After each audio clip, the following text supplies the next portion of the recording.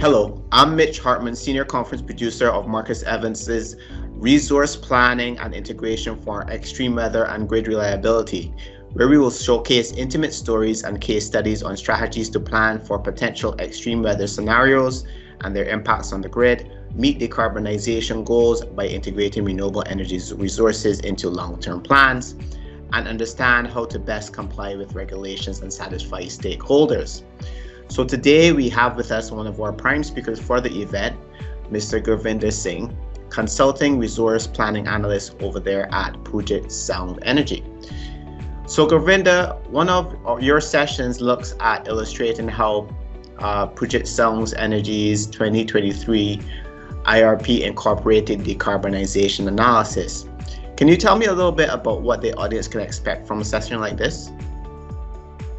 Yeah, thanks, Mitch. The policy landscape around the Pacific Northwest is changing, as it is in many parts of the country, with respect to issues like decarbonization, and there are other issues such as equity, electrification as a process to achieve the decarbonization. So we in this recent IRP, we were confronted with looking at some of these options. As I mentioned, the laws are changing here, and we had to incorporate some of those elements into the IRP. So what I will be presenting is some of those things that we had to do with the IRP, changing to accommodate and to adopt to show how our gas system is going to be able to decarbonize and what the cost might be moving forward. So it will be a look at what Puget Sound Energy did in the recent IRP and hopefully share our experience in that process. Perfect. So can you tell me a little bit about the impact you would say that your resource planning efforts had on this whole process in terms of incorporating decarbonization analysis?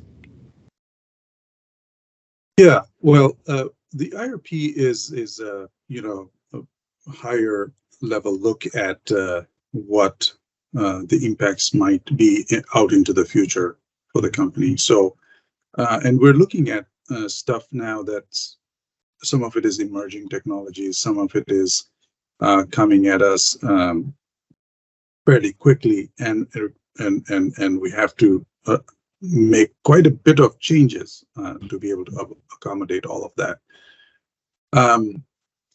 We had the benefit of being able to look at this from both the gas utility and the electric system impacts.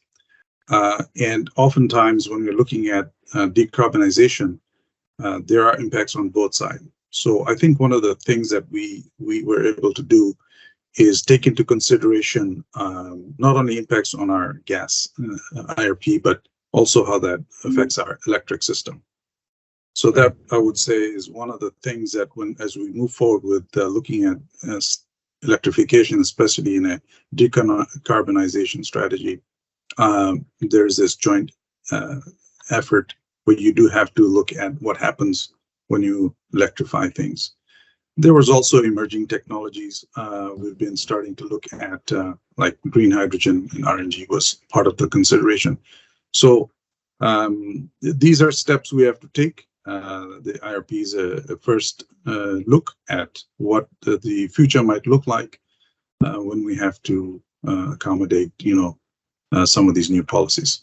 Yes, definitely. And it definitely brings a different perspective, especially with regards to the gas and electric utility dynamic, for sure. So I'm really glad to have you on board.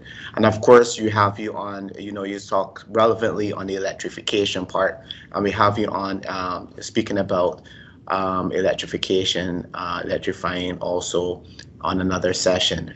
So thank you very much, Gurvinder, and we are very much anticipating the insights that could be reaped from this session and hearing more from other utilities when we convene in Austin, Texas, October 25th to 26th, 2023.